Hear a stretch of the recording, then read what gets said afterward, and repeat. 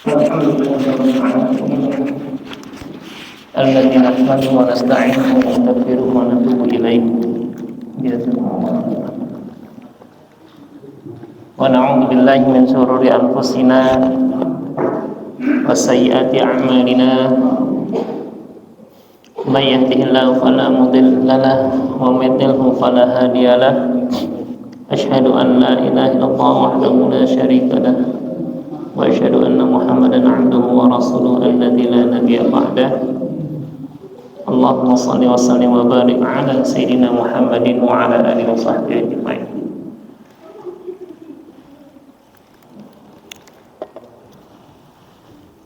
Puji syukur kepada Allah Subhanahu wa taala berkat nikmatnya setelah cukup lama hujan ya dari siang. Khawatir sepi juga tadi itu masjidnya. Alhamdulillah mereda ya, walaupun nggak berhenti tadi menjelang isya ya, walaupun habis isya ternyata alhamdulillah qadarullah berhenti. Ini bagian dari ujian kita ya. Saya juga untuk berangkat, bapak, ibu-ibu, anak-anak semua juga untuk ke masjid sama. Tapi alhamdulillah kita bisa hadir di majelis ini, majelis ilmu, majelis Quran, yang semoga senantiasa terus kita mengharapkan rahmat Allah Subhanahu wa taala melalui Al-Quran yang kita baca, kita kaji, kita tadabburi, dan kita jadikan marja. Marja itu referensi dalam kehidupan kita. Karena pesan Allah Subhanahu wa taala adalah kita senantiasa terus jadikan Al-Quran sebagai petunjuk hidup kita. Pelaksanaannya itu dilakukan oleh Rasulullah SAW sebagai contoh, sehingga klop ada Al-Quran, ada Sunnah Rasulullah SAW. Huwaladzi arsala rasulahu bil huda. Dialah Allah arsala rasulahu yang sudah mengutus rasulnya bil huda dengan petunjuk Al-Quran, wa dinil haq dan agama yang benar ya. Jadi diturunkannya Al-Quran, diutusnya Rasulullah SAW ini agar menjadi guidance, menjadi panduan kehidupan kita. Jadi kita arahnya itu jelas. Sekarang kalau pengen menuju ke sebuah tempat aja kita bisa pakai Google Map. Kita tentukan arahnya, kemudian kita ikuti itu. Ya, apalagi kalau kita tempat yang kita nggak tahu sama sekali. Ya, bisa jadi tawakal banget dah tuh sama Google Map gitu kan. Walaupun ujung-ujung lewat gang sempit kadang-kadang. Tapi itu awal. Tapi lama-lama kita ngerti, akhirnya udah terbiasa. Bukan nggak kepake, tapi karena sudah terbiasa kita melaksanakan, menjadi habit, sehingga alhamdulillah biasanya nggak nyasar lagi. Nah, memahami Al-Quran, analoginya diantaranya walaupun tidak sebanding seperti itu. Ya, kita mulai baca, kadang-kadang salah bacanya, kadang-kadang salah artinya, tapi sering kita diingatkan, lama-lama nyambung paham ya, sehingga ketika diingatkan ayat ini kita udah tahu, oh iya itu ada di surat sekian, ayat sekian, bicaranya tentang itu. Kenapa? Karena udah terbiasa ya. Kalau kita ngirim paket tuh ke sebuah tempat, besok ada recordnya, karena udah sering, udah gak ada masalah lagi kita. Kita bersyukur alhamdulillah sekarang sudah Dzulqa'dah, sebentar lagi Dzulhijjah. Semakin jauh kita meninggalkan Ramadan, tapi tetap ya menjaga kualitas ibadah kita, kualitas ketakwaan kita harus senantiasa kita kuatkan. Nah, hari ini kita tadabbur suratnya surat Al-Kahfi 27, 28 dan 29. Surat Al-Kahfi suratnya surat ke-18. Kalau di dalam kitab tafsir Al-Munir ini ada subjudulnya namanya taujihat Ya, arahan dari Allah Subhanahu wa taala kepada Rasulullah dan orang-orang yang beriman. Ada 3 arahan Allah Subhanahu wa taala agar kita bisa sukses dunia, bisa mencapai surganya, terhindar dari nerakanya. Karena ayat ini bicara perintah Allah 3 hal, kemudian di ujungnya nanti ada bicara tentang orang-orang yang beriman dan dia masuk surga. Kita buka suratnya 18, ayatnya ayat yang ke-27. A'udzu billahi minasyaitonir rajim. Watlu ma uhiya ilaika min kitabi rabbik la mubaddila likalimatihi wa lan tajida min dunihi multahada. Ini perintah pertama, watlu ma uhiya ilaika. Bacalah apa yang Allah wahyukan kepadamu. Ini perintahnya kepada Rasulullah. Nah, ketika kepada Rasulullah, beliau sebagai panutan teladan kita, maka apalagi kita. Yang kedua, wasbir nafsaka. Yang ketiga, wa qulil haqqu mir rabbikum. Ya. Nanti ayat berikutnya, innalladzina amanu wa 'amilus solihati inna la nudhi'u ajra man ahsana amala ulaika lahum jannatu 'adnin tajri min tahtihal anhar. Jadi menghantarkan seorang kepada surga Aden yang mengalir di bawahnya sungai-sungai. Allah Subhanahu wa taala mengingatkan kita tentang 3 hal. Yang pertama, ya, taujihat ya, arahan-arahan dari Allah Subhanahu wa taala. Suratnya surat 18, ayatnya ayat ke 27 sampai 29 ya. Yang pertama, watlu ma uhiya ilaika min kitabi rabbik. Nah, ini kepada Rasulullah sallallahu alaihi wasallam. Nah, karena beliau sebagai teladan kita, maka juga kepada semua orang-orang beriman. Ya, kita orang-orang beriman. Makanya di dalam tafsir Al-Munir ini disebut taujihat, arahan Allah kepada Rasulullah dan orang-orang yang beriman. Ya, nanti di ujungnya itu ada jannatu adn.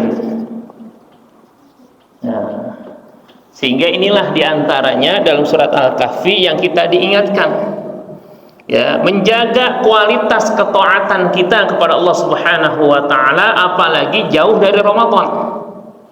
Kalau di Ramadan, masya Allah, ya, semua orang, ya, nikmat kita. Di belenggunya syaitan itu sangat terasa.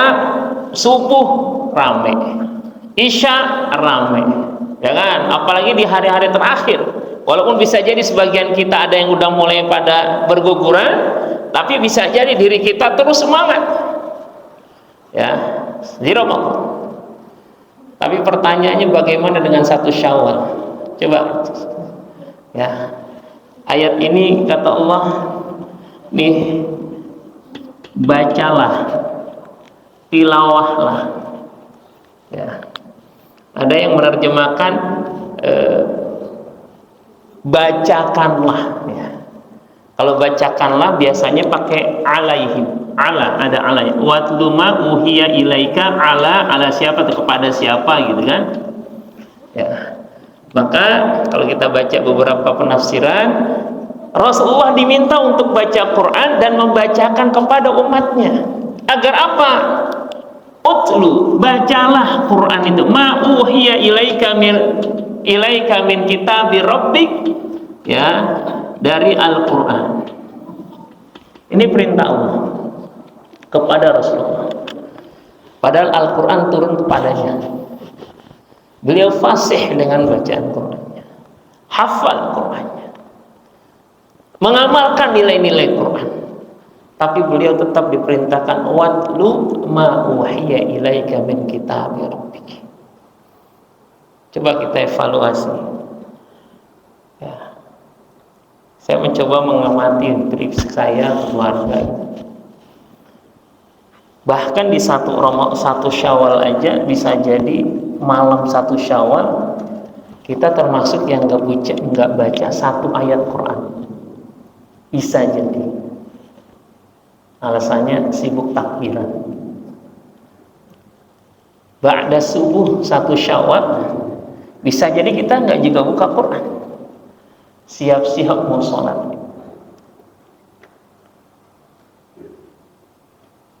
Habis sholat Id kita silaturahim, bahkan bisa jadi jauh sampai asar. Ba'da asar tepat sampai maghrib.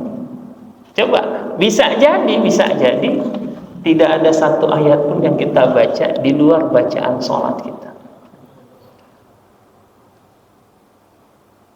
Padahal istiqomah itu menjadi sebuah keharusan.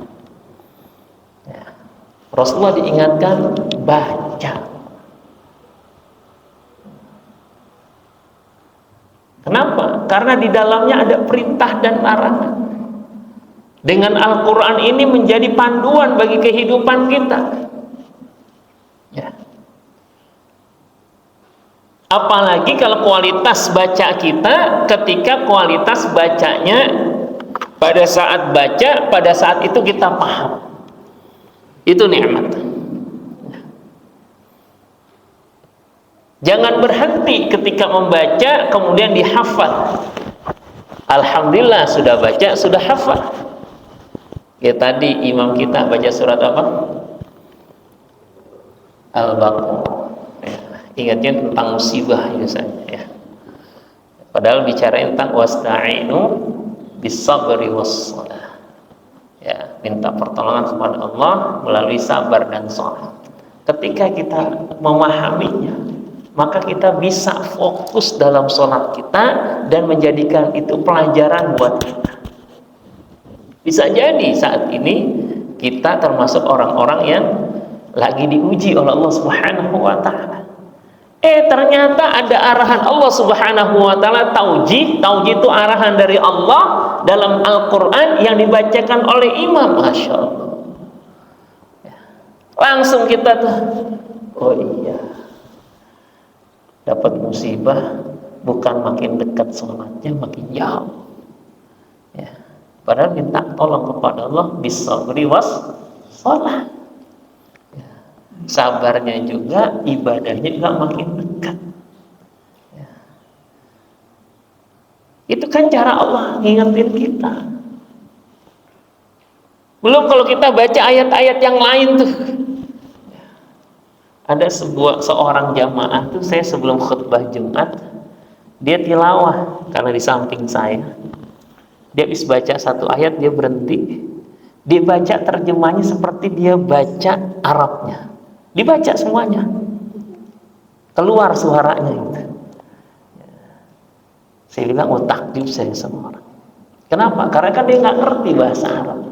Jadi mencoba untuk fahmul makruh, memahami apa yang dibacanya. Karena kalau dia paham, maka dia ngerti itu aturannya.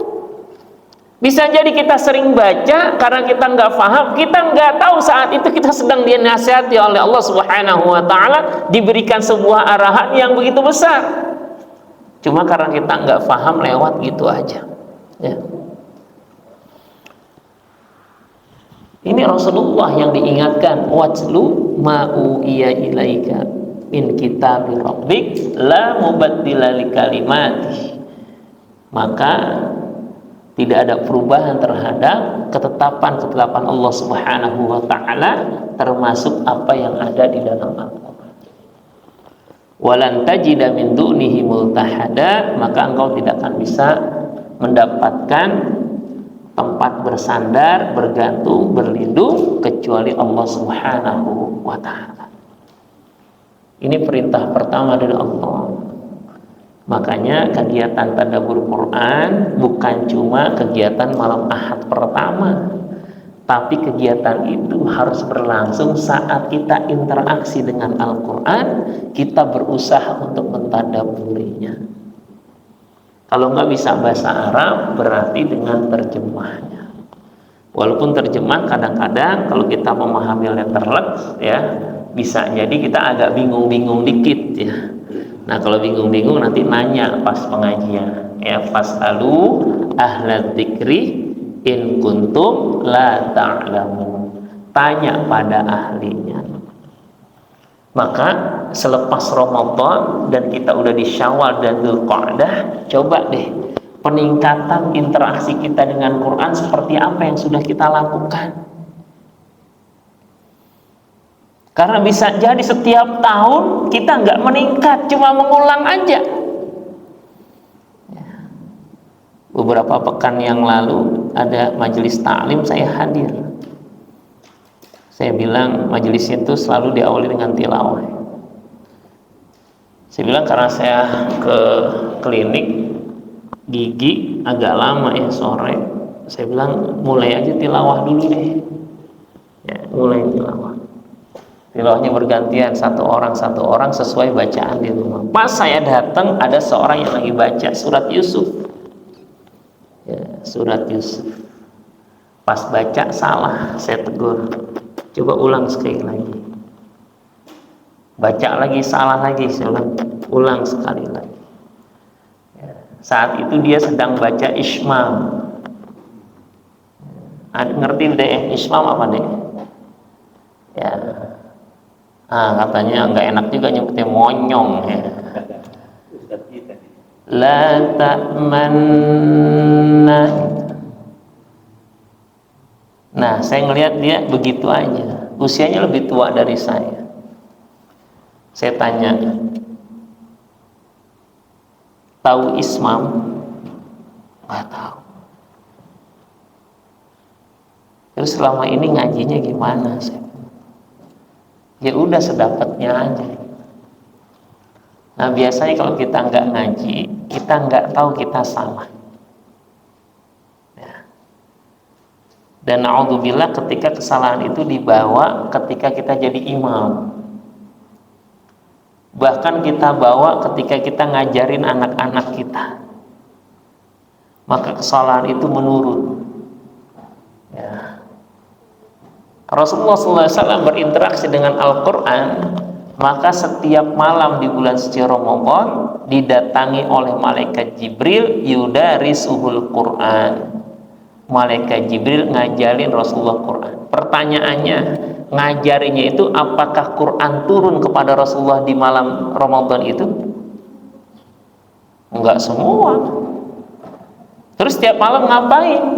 Maka di antara penjelasannya mengulang bacaan Qur'annya Rasulullah SAW. Hafalannya dicek lagi. Coba deh, pernah nggak hafalan Quran kita dicek sama orang yang fasih membacanya? Saya sedang bikin program nih buat di kantor.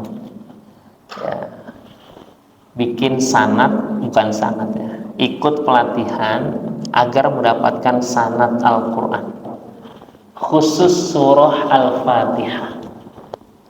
Al-Fatihah saja. Pesertanya rata-rata penghafal Quran ya, 30%-nya insya Allah 30% itu sudah hafal 30 juz. Tapi belum punya sanad Quran. Nah saya bilang nanti kita baru satu yang punya sanad. Nanti kita membaca suratul Fatihah di hadapan seorang yang hafal Quran, dan dia urutan ke-29 dari Rasulullah SAW. Ke-29. Istrinya itu urutan ke-31 dari Rasulullah, suami istri. Nanti yang bapak-bapak laki-laki baca Quran, baca surat Al-Fatihahnya dengan ustadznya, yang perempuan dengan ustazahnya. Kenapa? Karena kita ingin memastikan kalau kualitas bacaan kita itu benar. Bukan cuma bisa, tapi sesuai ya. Dan ini bukan pekerjaan yang mudah. Maka ketika ayat ini mengatakan utlu ma uhiya ilaika min kitabi rabbik, Rasulullah aja suruh baca, apalagi kita gitu kan. Karena kalau jarang kita baca tuh ayat bisa ngawur kemana-mana. Coba lanjutin bacaan saya. Wasawa'un 'alaihim a'andartahum am lam tundirhum la yu'minun. Lanjut. Nah, itu surat Al-Baqarah, saya baca surat Yasin padahal. Yang saya baca tuh surat Yasin. Saya bukan baca innal ladzina kafaru sawa'un 'alaihim a'andartahum am lam tundirhum la yu'minun. Lanjut. Baru khatam Allah yang itu. Yang tadi saya baca wasawa'un 'alaihim a'andartahum am lam tundirhum la yu'minun. Lanjut. Innama tundiru man ittaba'ad dzikra wa khasyiyar rahmana bil ghaib. Itu contoh. Kalau kita nggak tahu perbedaannya, nanti ketika imam lagi baca kita main salahin aja gitu kan.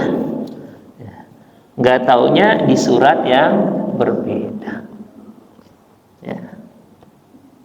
Makanya perlu kita ternyata ya,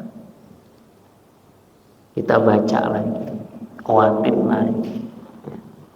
Ini Rasulullah yang turun Al-Quran kepadanya. Bukan cuma baca, Rasulullah pernah minta dibacakan Quran oleh sahabat namanya Abdullah bin Mas'ud. Ya Abdullah, iqra' alayyal Quran, bacain Quran dong kepadaku. Cuman bahasanya nggak pakai dong ya, ini bahasa kita gitu kan, ntar dong gitu kan. Emang bahasa enggak. Iqra' alayyal Quran, bacakan Quran kepadaku. Kata Abdullah, ya Rasulullah, kan Al-Quran diturunkan kepada engkau. Kata beliau Sallallahu alaihi wasallam, aku pengen dengar dari orang lain. Kemudian dibacainlah surah An-Nisa. Pertanyaannya, kenapa bacanya surat An-Nisa kira-kira kenapa? Kenapa? Jawab aja, kenapa dek? Kenapa bacanya surat An-Nisa nih?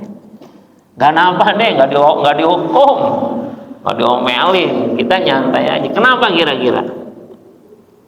Ngelihat Quran nggak perlu. Kenapa Pak Haji? Kenapa yang dibaca surat An-Nisa oleh Abdullah bin Mas'ud? Kan kata Rasulullah, iqra' alayyal Quran, bacakan aku Quran. Kata Abdullah, kan Quran turun kepada engkau ya Rasulullah. Kemudian kata Rasulullah, aku pengen dengar dari orang lain. Abdullah bin Mas'ud baca surat An-Nisa. Ya ayyuhan nasu taqu rabbakumul ladzi khalaqakum min nafsin wahidah. Terus dibaca. Pertanyaan saya, kenapa Abdullah bin Mas'ud bacanya surat An-Nisa? Kenapa deh? Mengingatkan kita bahwa kita seorang Allah dari seorang laki-laki. Masya Allah, barakallahu fiik. Ini dalam banget jawabannya kan. Jawaban yang paling gampang karena Abdullah bin Mas'ud hafal surat An-Nisa. Coba misalnya ada ustadz bilang, coba dong bang bacain saya Quran. Kira-kira kita baca surat apa kira-kira? Tuh kan Al-Ikhlas kan langsung nyebut. Kenapa? Yang kemungkinan kecil salahnya gitu kan. Itulah bedanya kita dengan generasi para sahabat kan. Ya. Jadi sama-sama yang dihafal tapi yang keluar beda. Yang keluar surat An-Nisa dibaca oleh Abdullah bin Mas'ud mulai dari ayat pertama terus sampai ayat 41. Fa kaifa idza ji'na min kulli ummatin bi syahidin wa ji'na bika 'ala haula'i syahida. Ayat itu bicara tentang nanti di hari akhir, wajibna bika 'ala haula'i syahida. Allah akan menghadirkan Rasulullah sebagai saksi terhadap umatnya. Kata Rasulullah kepada Abdullah bin Mas'ud, cukup ya Allah. Rasulullah nangis. Kenapa? Itulah tadabbur Quran. Berinteraksi dengan Al-Quran sampai masuk ke dalam hati. Dan itulah orang yang beriman tuh harusnya kayak gitu. Saya terus berusaha. Dalam Al-Quran, wa idza tuliyat 'alaihim ayatuhu zadatuhum imana. Orang beriman tuh kata Allah, idza tuliyat 'alaihim ayatuhu, kalau dibacain ayat Quran, zadatuhum imana, bertambah imannya, bertambah yakinnya. Semakin kuat dia dekatnya dengan Allah Subhanahu wa taala, semakin banyak harapnya, semakin rindu terhadap surga, semakin takut terhadap neraka. Idza tuliyat 'alaihim ayatuhu zadatuhum imana. Dibacain, baru dengar aja langsung ya Allah gitu. Karena paham. Tapi orang paham belum tentu sampai beriman. Enggak. Ada dua manusia yang menjadi contoh. Pertama Umar bin Khattab, yang kedua Walid ibnul Mughirah. Sama-sama takjub dengan Quran. Sama-sama tahu Quran itu bukan buatan Rasulullah. Tapi Umar ketika mendengarkan bacaan Quran radhiyallahu an, yang ada adalah dia beriman dan bersyahadat. Satu riwayat mengatakan Umar tuh pernah dengar Rasulullah baca Quran ketika Rasulullah sedang ibadah di depan Ka'bah. Beda antara dia dengan Rasulullah tinggal ada cuma satir aja. Ketika mendengar takjub dia, karena tahu dia Rasulullah tuh nggak bisa baca tulis, tapi mengucapkan kalimat-kalimat indah, kalimat-kalimat yang membuat dia takjub. Akhirnya dia bersyahadat. Itu riwayat pertama. Riwayat yang kedua adalah ketika Umar itu begitu tidak sukanya dengan Rasulullah, tapi kemudian dikatakan oleh teman-temannya, tuh adikmu aja udah masuk Islam tuh. Datang ke rumahnya, mendengar dalam rumahnya itu lagi ada bacaan surat Thaha.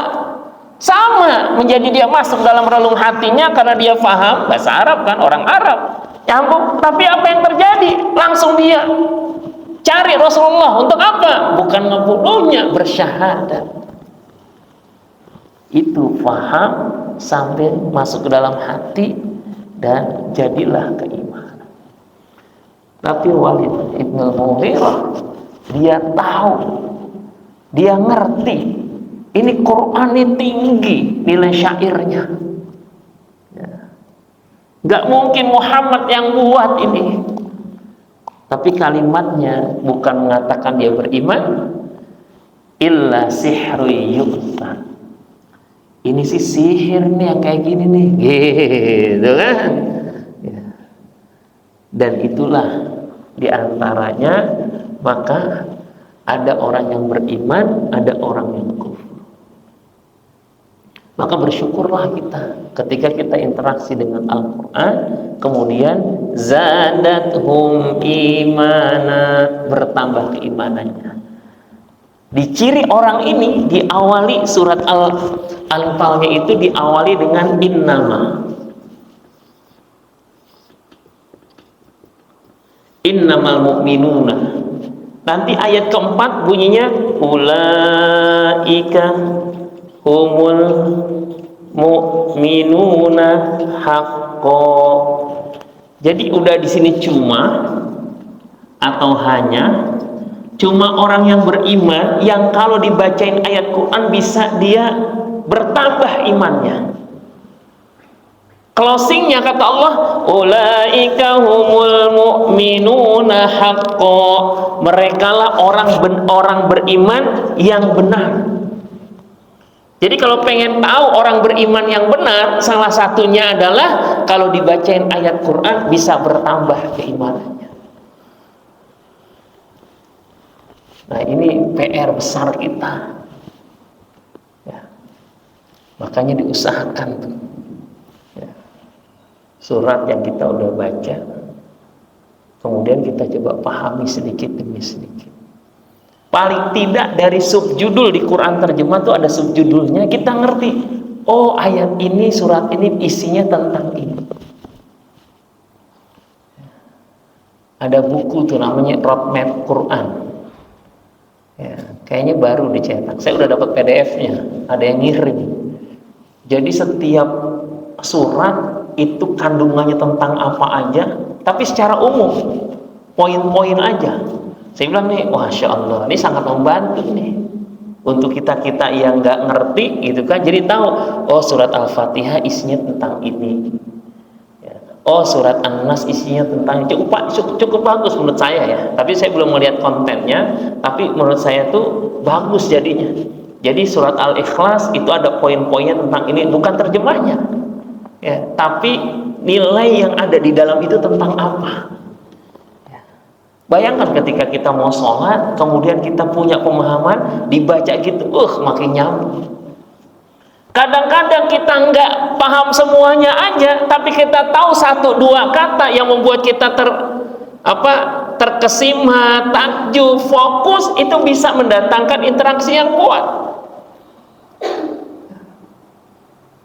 Ada jamaah kemarin Ramadan i'tikaf di Masjidil Haram, ya, di umroh akhir Ramadan 15 hari. Ya. Kemudian cerita, ya Allah, itu malam 27 pas ya Allah, ya, khatmul Quran, imamnya sudah, dia cerita doanya sampai setengah jam, doa panjang.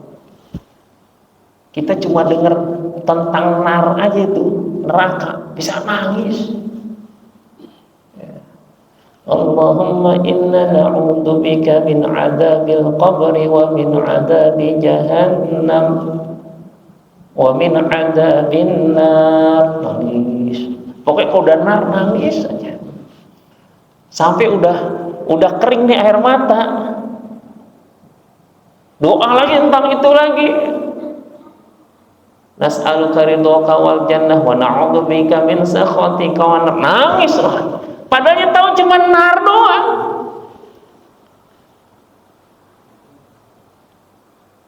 Dan ini interaksinya dua, kita yang tahu sedikit dan imam yang paham ketika membacanya, terinteraksi dengan Qur'annya kuat.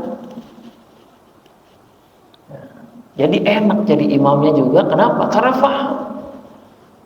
Nggak melewat gitu aja. Ketika ada doa bisa jadi diulang sama dia.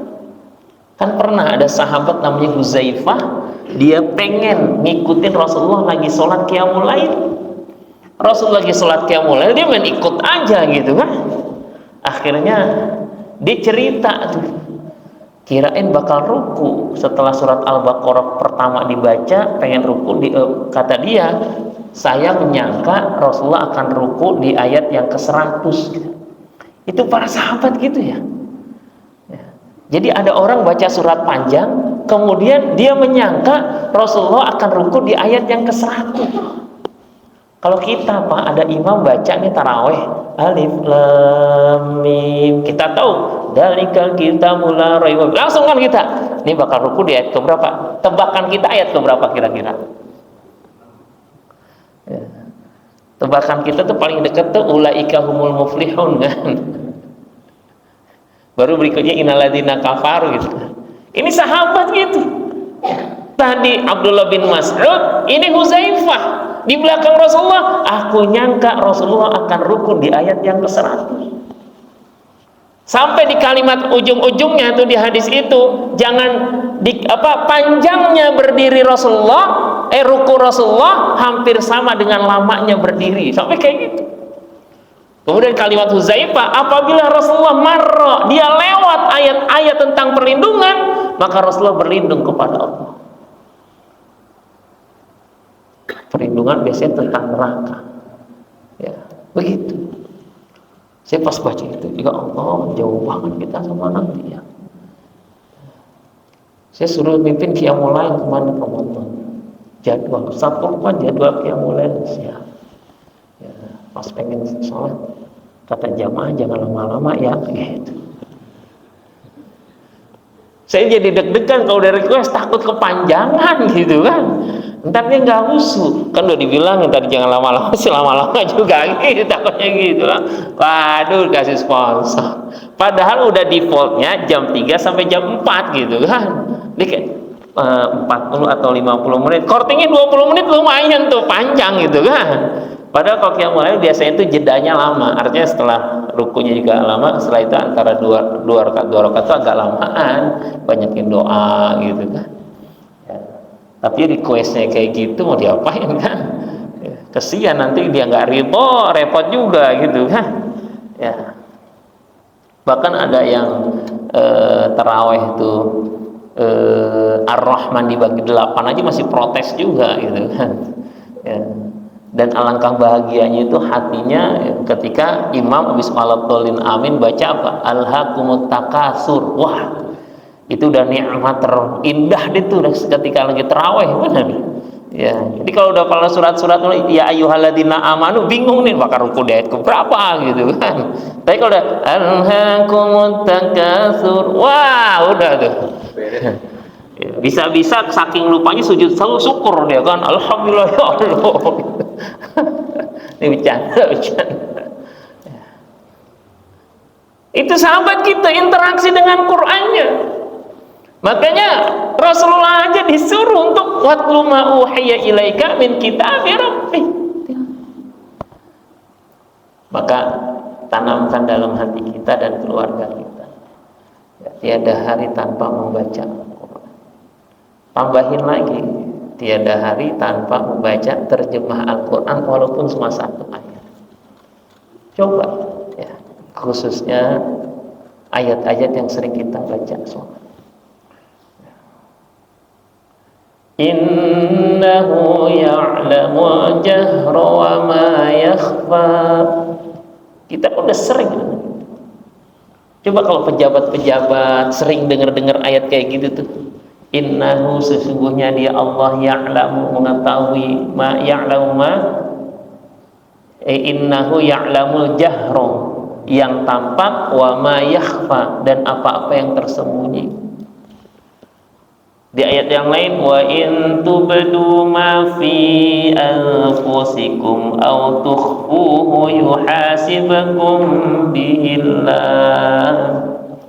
Wa in tubdu engkau tampakkan aw tukhfu atau engkau sembunyikan, maka semuanya ada dalam perhitungan Allah. Coba kalau kita yang punya jabatan, punya apa, dikasih amanah, sering-sering ayat-ayat begini ini menjadi reminder penguatan. Ya. Kalau kita yang lagi galau juga gitu tuh, dapat ini innahu ya'lamul jahra wa ma yakhfa, Allah tahu yang tersembunyi. Ya Allah, masih ada Allah. Semangat. Kadang-kadang kita lupa. Nah, Quran tuh ngingetin.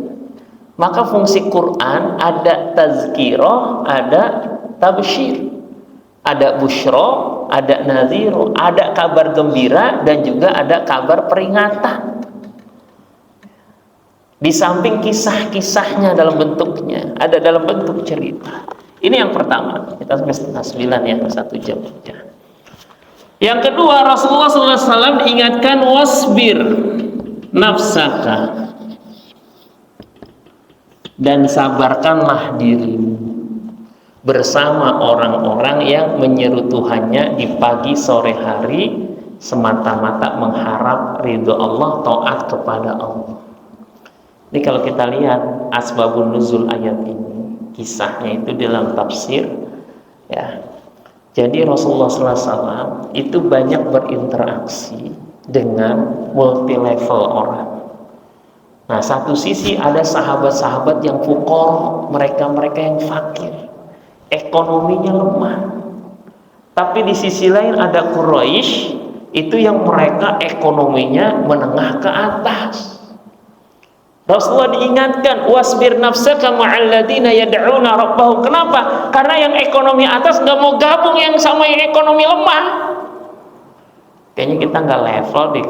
Boleh nggak kalau kita bikin pengajian sendiri misalnya kan kayak gitu kan? Ya, circle-nya bukan circle kita tuh, gitu kan.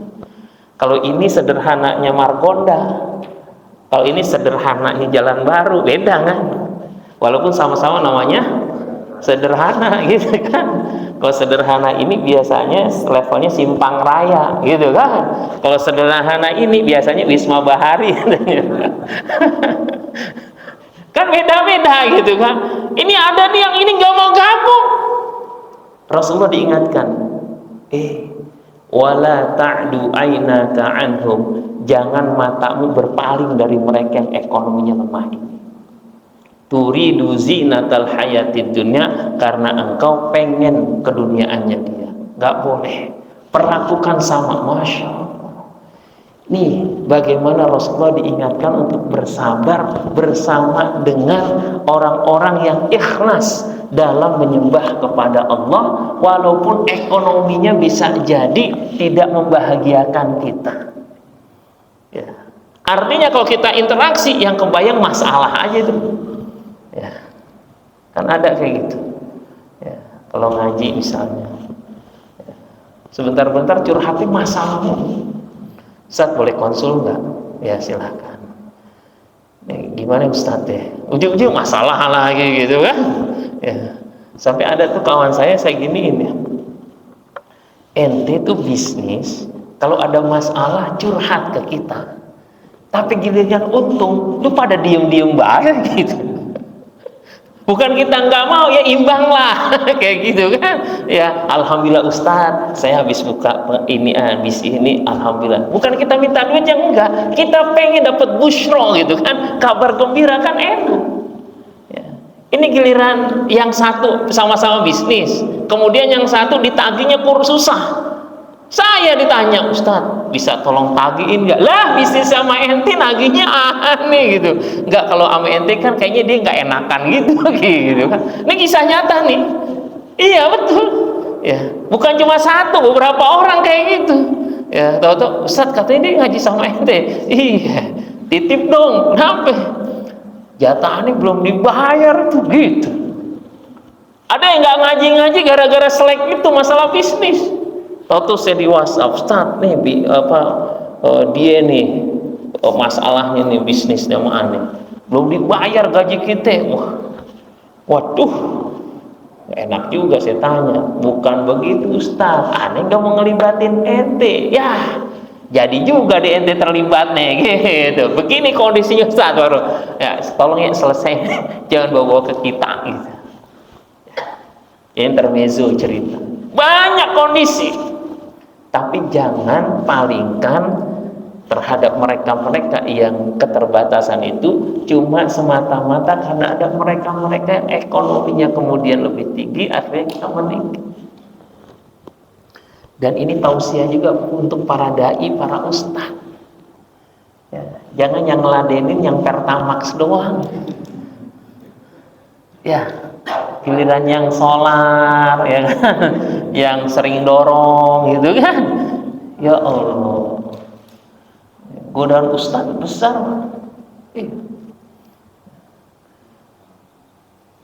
Apa? Tantangan. Apalagi kalau orientasinya udah gituan, alhamdulillah, hati-hati. Harus kita pahami itu. Karena setan itu kalau udah ngegoda, orang tergelincir, level kiai juga, kalau ustaz, ya udah. Ya. Disogok pakai duit nggak mempan Pak, pakai buah nggak mempan, diajak umroh bisa. Iya, jadi cara nyogoknya ajak umroh. Ini kawan cerita, wah itu sih kuat banget, dikasih duit tolak semuanya. Pak Kiai, kita umroh bareng nih. Oh boleh. Wah, kalau ini padahal gratifikasi juga tuh. Biar udah dideketin ada. Saya baru paham. Oh gitu. Kalau gitu gimana? Ya kan tadi. Ya semangatnya gratifikasi. Saya pernah tuh ketika jadi kepala sekolah tuh ada, Ustaz, kita pengen dikasih ginian segala macam. Siapa orang tuanya ini? Saya bilang gini, kalau pengen ngasih kita nanti kalau anaknya udah lulus, Kalau anaknya belum lulus, jangan, nanti kita punya konflik interest gitu. Alhamdulillah anaknya udah lulus. Saya tanya yang ngomongin, gimana tuh? Nggak jadi tuh Ustaz. Ya, kebayang, saya bilang kalau mau nanti kalau udah lulus, udah selesai, kita udah nggak punya transaksional lagi ya. Kalau masih sekarang anaknya masih di sini, karena saya tahu anaknya bermasalah, saya bilang hati-hati ente tersandra nanti kan repot. Ya.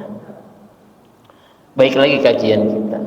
Jadi ternyata sabar itu jangan sendirian, sabar itu berjamaah.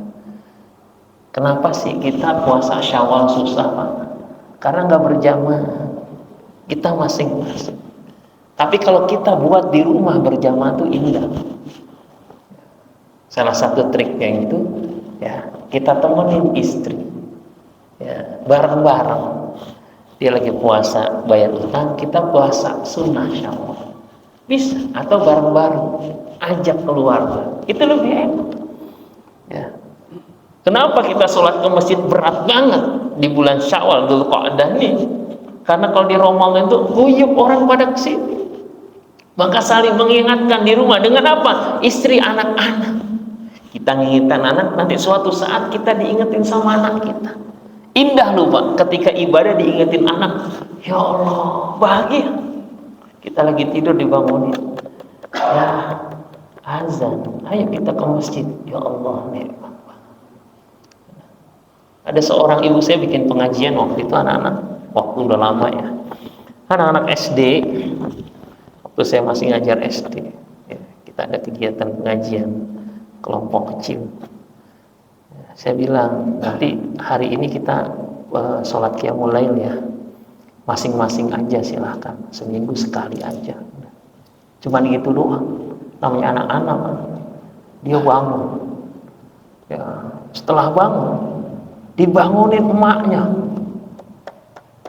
nangis itu emaknya, bukan karena ngantuk dibangunin, enggak, terharu, curhat ke saya, oh ya Allah makasih, kenapa saya terharu, pertama kali saya dibangunin qiyamul lail sama anak saya.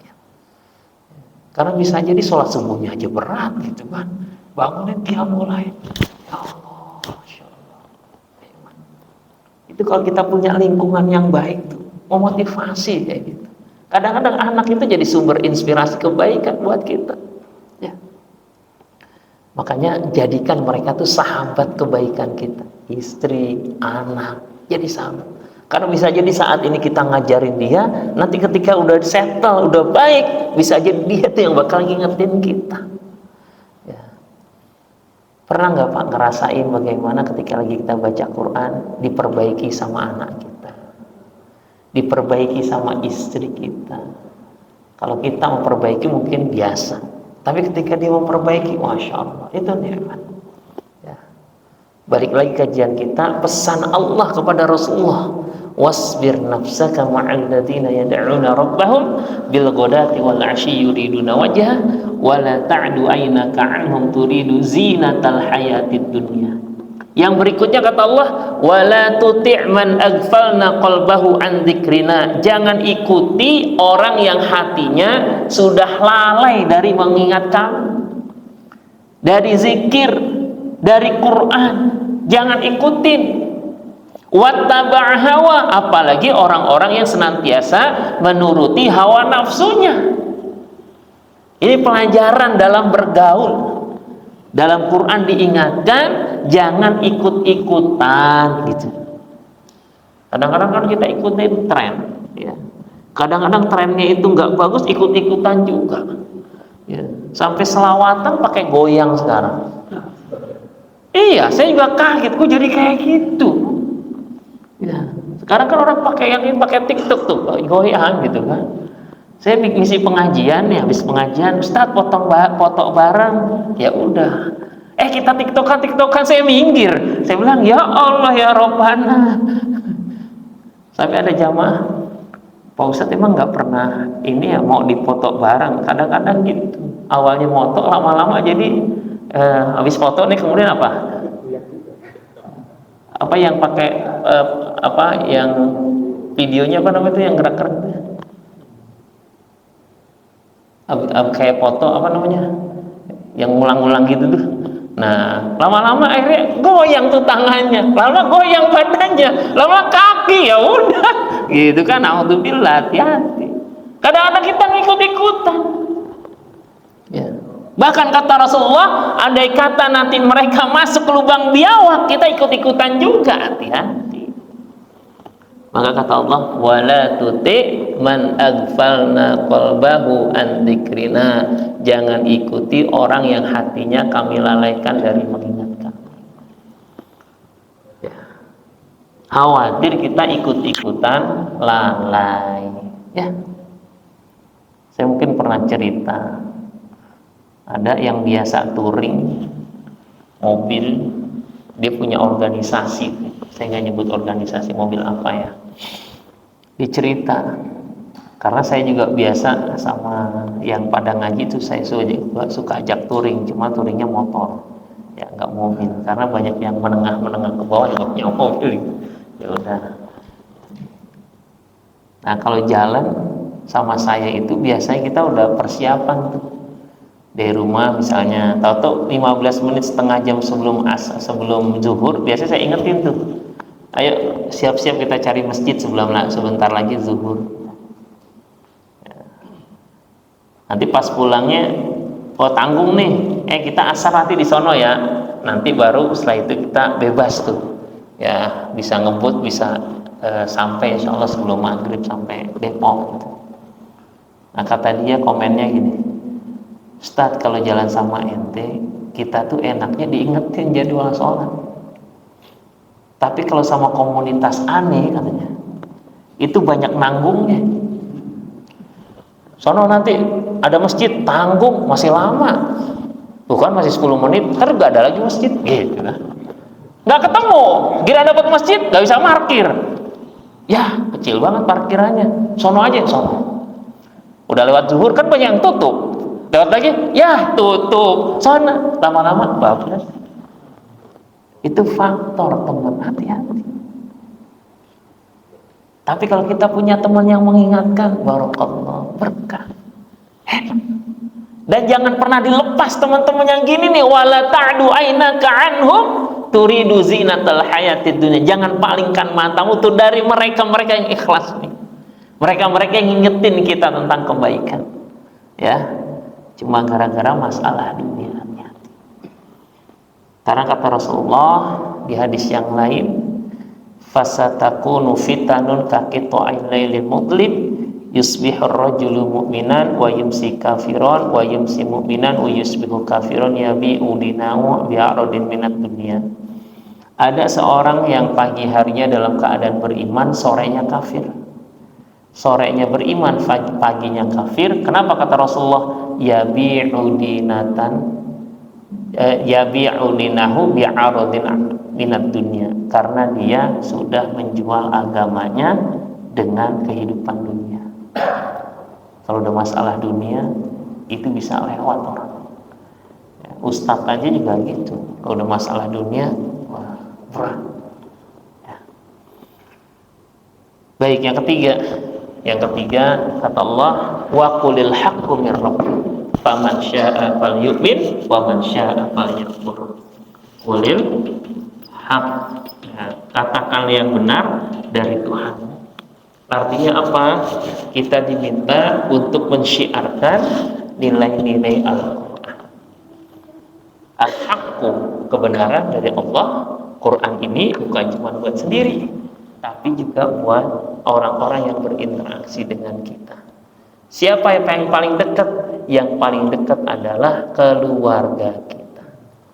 Kita buka suratnya, surat Asy-Syu'ara, surat ke-26. Ya. Perintah bagaimana agar kita memperhatikan keluarga-keluarga dekat kita. Ya.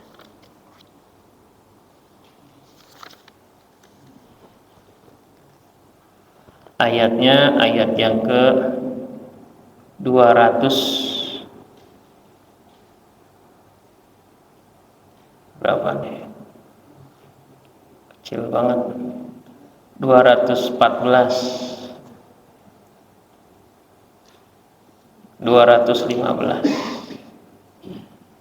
Ya.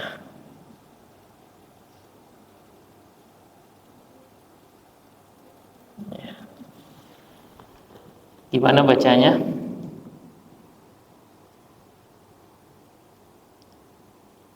213, 214, 215. Fala tad'u ma'allahi ilahan akhar fatakuna minal mu'adzabin wa andir ashiratakal aqrabin wakhfid janahaka liman ittaba'aka minal mu'minin.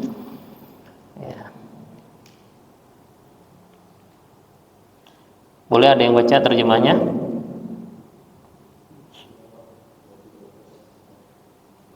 213 sampai 215. Baca terjemahan, Dek.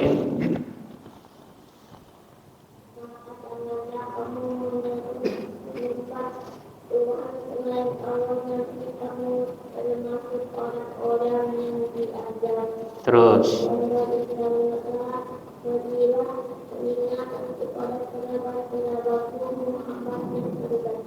Terus.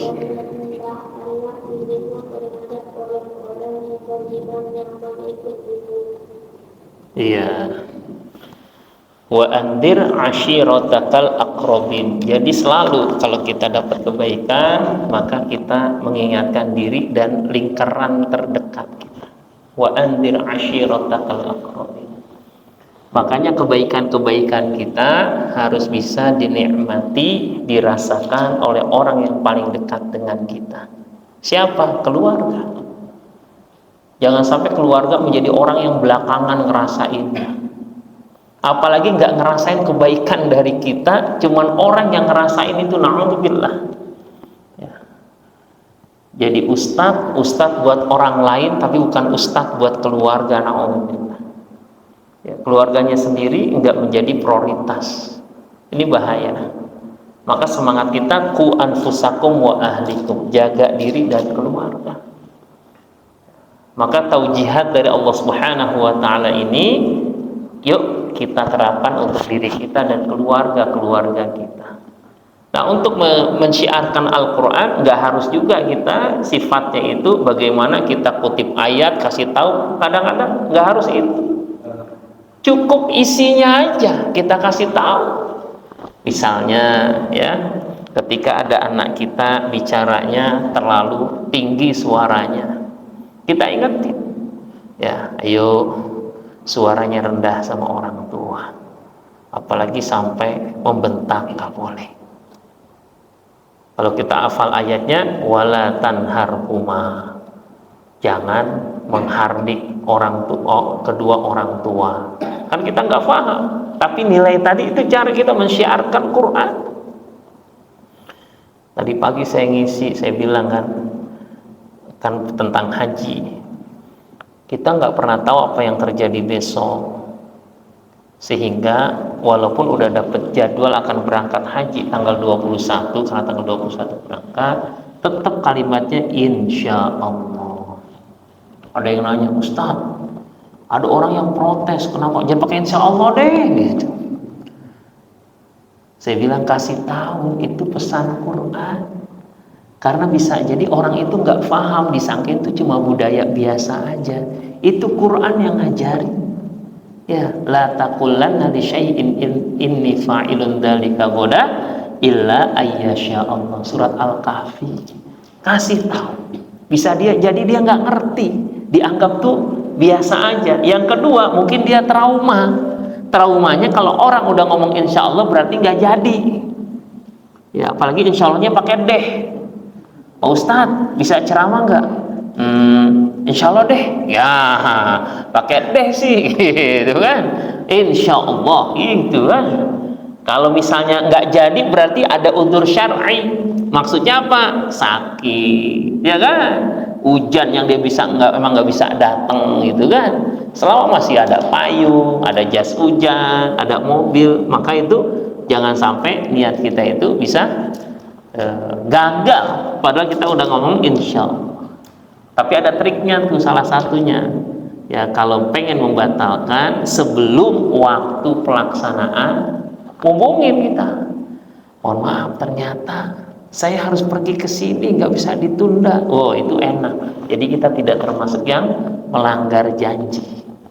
Ya, udah tahu kita pengen berhenti, janjinya jam 10, ya, jam 7 kita pergi. Baru bilang pas jam 10 ditunggu-tunggu, mohon maaf, saya lagi ada di sini. Lah, ini kadang secara teknis orang jadi kecewa. Besok-besok apa yang terjadi? Nggak percaya lagi sama kita. Na'udzubillah. Ya. Termasuk para ustadz juga tuh, hati-hati ya. Ustaz bisa gitu kan. Ternyata bukan udzur syar'i, ternyata ada di tempat lain gitu kan. Tapi Ustaz ceramah di sono kok gitu kan. Katanya udah jamaah saya tuh ada di masjid. Ya. Ternyata nggak datang. Ya. Kenapa? Karena ada di tempatnya. Ya udahlah, saya bilang biar aja. Ya, besok jangan dipakai lagi. Ya, karena niatnya udah orientasinya beda. Wallahu a'lam bishawab. Ini pertemuan pertama kita di bulan Dzulqa'dah. Untuk apa? Memberikan pembekalan pada kita. Sepanjang hari, sepanjang tahun, sampai sepanjang hidup kita, maka jangan pernah lelah kita berinteraksi dengan Al-Quran, karena Rasulullah SAW senantiasa terbimbing hari-harinya dengan wahyu Allah Subhanahu wa Ta'ala sampai beliau wafat. Apalagi kita. Sehingga ngaji, walaupun bukan harus ngaji di sini, jadikan prioritas kita. Paling tidak ketika kita sholat Jumat, jangan sampai kita ketiduran, sehingga kita dapat pesan-pesan Quran. Karena baca Quran kan wajib tuh, ya, membacakan ayat Quran. Ya, jadi pesan Quran itu masuk dalam diri kita. Ya, kebanyakan kita ya cari safnya udah paling belakang. Ya, bukan Allahumma ftahli abwaaba rahmatik masuk masjid. Ya, bismika Allahumma ahya gitu kan. Sehingga tahu-tahu pokoknya gimana ceramah isu enak, nggak berasa tahu-tahu udah komat aja gitu kan. Lah iyalah, orang tidur. Nah, ini banyak nih beberapa tempat, mudah-mudahan di sini enggak. Di sini ada sholat Jumat ya? Ada ya, mudah-mudahan enggak. Ya, makanya adik-adik ya, kalau misalnya adik-adik sholat Jumat jangan di belakang, di pojok-pojok tuh, pojok sana. Nah, sekalian nih sebelum korban ya, kata Rasulullah, kalau kita datang sholat Jumat fi sa'atil ula, di saat yang pertama masih sepi, udah datang, maka ibarat kita berkurban seekor unta. Ini hadis sahih. Itu ada buku Nuzhatul Muttaqin, ya, sarah dari Riyadhus Shalihin itu ada. Ya, di sini atau di situ tadi. Ya. Kalau yang kali yang kedua, gelombangan yang kedua itu ibarat berkurban seekor sapi. Yang ketiga kambing, yang keempat ayam, yang kelima itu telur ayam. Kalau yang keenam kira-kira apa? Nah, ya kan. Terserah deh, gitu kan. Nah, kalau kita pengen dapat pahala kurban setiap Jumat, berlomba-lomba dapat saf yang pertama. Tapi jangan sampai sejadahnya udah datang orangnya belum, ya, mesen tempat, ngetekin, ya, kapling duluan, jangan, ya kan. Biasa itu tempatnya imam sama khotib lah, ya, sama jenazah, ya, udah punya kapling duluan, ya. Nah, kalau kita, ya, siapa cepat dia dapat, kayak gitu ya. Walaupun kadang-kadang itu udah ngetekin di sana ada orang, tempat gue tuh, lu main gitu aja. Enggak lah. Itulah kenapa zaman Rasulullah itu berlomba-lomba untuk fi shaffil ula. Karena shaf terbaik laki-laki adalah depan. Shaf terbaik lagi perempuan belakang. Kalau pengen tahu laki-laki mental perempuan, lihat aja yang shafnya paling belakang. Saya kalau khutbah kayak gini langsung melek tuh shaf belakang pada diem aja, benar. Ya, saya udah hampir berapa lama nih setiap khutbah tentang itu. Saya pengen mau berangus tuh. Ya, yang datang khutbah dia main handphone. Kemarin Jumat, ya biarin dulu aja dia main handphone, baru saya bacain hadisnya. Yo, langsung taruh gitu kan. Alhamdulillah sadar. Ada yang nggak sadar-sadar juga tuh. Kenapa? Karena lagi fokus di handphone, nggak bisa denger dia, kecuali dicolek, ya kan? Ya, mudah-mudahan sedikit tapi menjadi pembekalan untuk kehidupan kita. Wallahu a'lam bishawab. Hadanallahu yakum ajma'in. Lebih kurangnya mohon maaf. Assalamualaikum warahmatullahi wabarakatuh.